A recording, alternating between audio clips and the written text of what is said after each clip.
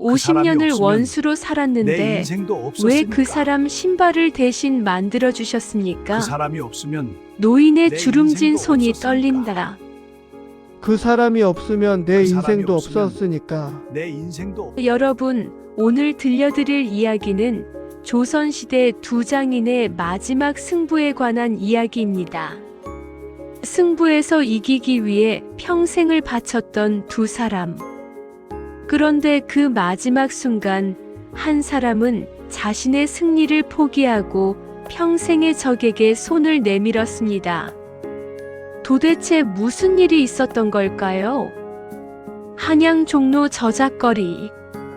골목 입구에 최가 화신방과 골목 끝에 바깥 피역전. 두 가게 사이 거리는 불과 50보. 하지만 두 주인의 마음 거리는 1000리도 넘었습니다. 최명장은 신발의 귀신이라 불리는 장인입니다. 그의 손에서 나온 신발은 양반들이 서로 차지하려고 다툴 정도였죠. 박영감 가게에서 신발 사는 놈은 눈이 먼 놈이야. 보기만 좋지 신으면 발이 다 까져. 골목 끝 박명장도 만만치 않았습니다. 그의 가게는 늘 손님으로 붐볐는데 특히 무인들이 즐겨 찾았죠. 최영감 신발. 겉만 번지르르 하지. 하루만 신어봐라. 바닥이 다 닳아서 구멍 날 테니. 사실 이 두 사람 젊은 시절엔 한 스승 밑에서 함께 배운 사형제였습니다. 하지만 스승이 돌아가시던 날 단 하나뿐인 황금 송곳을 누가 물려받을 것인가를 두고 다투었습니다. 형님, 제가 더 오래 스승님을 모셨습니다. 실력은 내가 더 낫지 않은가. 결국 송곳은 반으로 쪼개졌고 두 사람의 우정도 그날 함께 쪼개졌습니다. 그날 이후 50년. 두 사람은 한 번도 서로의 이름을 입에 담지 않았습니다. 하지만 이상하게도 두 사람은 절대 그 골목을 떠나지 않았습니다. 저작거리 사람들은 수군거렸습니다. 저 두 양반 서로 미워하면서도 떨어지질 못하네요. 유난히 추운 겨울, 최명장은 아침마다 손가락을 녹이느라 한참을 보내야 했습니다. 수족 냉증이 심해져 추운 날이면 손이 떨렸죠. 이놈의 손이. 바늘을 쥐려 해도 손이 말을 듣지 않았습니다. 며느리가 걱정스레 말했습니다. 아버님, 이제 그만 일을 줄이시지요. 무슨 소리야. 그리고 아직 만들어야 할 신발이 하나 남았어. 같은 시각 박명장은 촛불을 밝히고 가죽을 들여다보고 있었습니다. 하지만 눈앞이 뿌옇게 흐려져서 가죽의 결이 제대로 보이지 않았죠. 이 백내장이. 몇 년 전부터 시작된 백내장이 점점 심해지고 있었습니다. 손자가 물었습니다. 할아버지, 눈이 그렇게 불편하시면 저한테 가르쳐 주세요. 내 실력으로는 아직 멀었다. 그리고 내가 꼭 만들어야 할 게 하나 남았단다. 두 노인 모두 알고 있었습니다. 자신들에게 남은 시간이 얼마 없다는 것을. 그리고 두 사람은 같은 생각을 했습니다. 마지막으로 생애 최고의 작품을 만들고 싶다. 최명장은 밤마다 옛날 스승이 만든 신발을 꺼내 보았습니다. 스승님 제자가 아직도 이것을 넘지 못했습니다. 박명장도 마찬가지였습니다.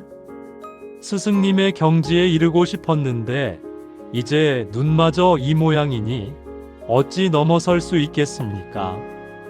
두 노인은 각자의 공방에서 같은 꿈을 꾸고 있었습니다. 그것은 바로 황제의 비단신을 완성하는 것. 어느 날 대암문에 큰 방이 붙었습니다. 왕실에서 황실 전례에 사용할 비단신 한 켤레를 구하노라. 한양의 모든 화장은 2달 후 경복궁의 작품을 제출하라. 가장 뛰어난 작품 하나를 선택하여 왕실 어용 화장의 칭호를 하사하리라. 최 명장이 벌떡 일어났습니다. 왕실 어용 화장이라. 그것은 모든 화장의 꿈이었습니다. 박 명장의 가게에도 손자가 헐레벌떡 뛰어왔습니다. 할아버지, 왕실에서 비단신 경연을 연다고 합니다. 박 명장의 흐린 눈에 광채가 돌았습니다. 그래, 드디어 때가 왔구나. 그날 저녁 50년 동안 한 번도 닫은 적 없던 2 가게의 문이 동시에 굳게 닫혀버렸습니다. 최 명장은 지난 50년간 모아둔 최고급 가죽을 꺼냈습니다. 이번이 마지막 기회다. 손이 떨렸지만 마음만은 확고했습니다. 박 영감, 이번만큼은 절대 지지 않을 것이다. 박 명장도 오래전에 구해둔 비단을 펼쳤습니다. 햇빛에 비추면 7빛깔로 빛나는 귀한 것이었죠. 눈이 흐릿해도 50년 손에 밴 기술로 만들어내고야 말겠다. 최 영감, 내 마지막 작품을 똑똑히 보시게. 누가 진정한 명장인지 증명해 주겠네. 이렇게 2 노인의 마지막 승부가 시작되었습니다. 한 달이 지났습니다. 최 명장은 하루에 2시간도 채 자지 못했습니다. 손이 떨려서 바느질이 제대로 안 되면 불에 손을 쬐고 또 쬐고 또 쬐었습니다. 피가 나도록 바늘에 찔려도 개의치 않았습니다. 신발에 윤곽이 잡혀갔고 아름다웠습니다. 같은 시각 박 명장은 촛불을 켜고 또 켰습니다. 하나로는 보이지 않아 둘로도 모자라 셋을 켰습니다. 하지만 소용없었습니다. 눈앞이 점점 더 흐려졌습니다. 바늘기가 보이지 않았습니다. 이럴 수가. 손자가 걱정스레 말했습니다. 할아버지, 제가 도와드리겠습니다. 안 된다. 이건 내가 내 손으로 해야 한다.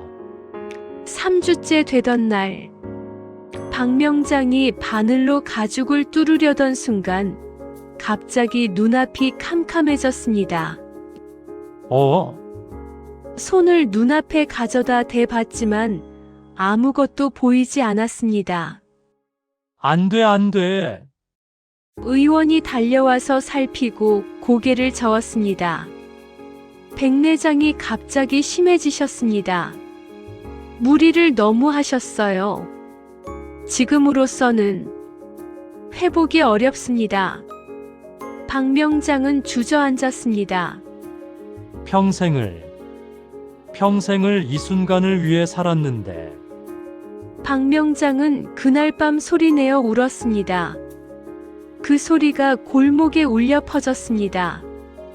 다음 날 아침 최 명장이 평소처럼 일찍 가게 문을 열었습니다. 점심때 저작거리에 소문이 퍼졌습니다. 박 명장님이 눈이 멀었대요. 경연을 준비하다가 무리하셔서. 최 명장이 그 말을 듣고 손이 멈췄습니다. 눈이 멀었다고? 그날 저녁 최 명장은 자신의 신발을 완성했습니다. 자신의 50년 공력이 모두 담긴 역작이었습니다. 하지만 이상하게도 기쁘지가 않았습니다. 내가 이겼어. 하지만 가슴속이 텅 빈 것 같았습니다. 박 영감이 없는 승리. 이게 내가 원했던 건가? 다음 편에 계속됩니다.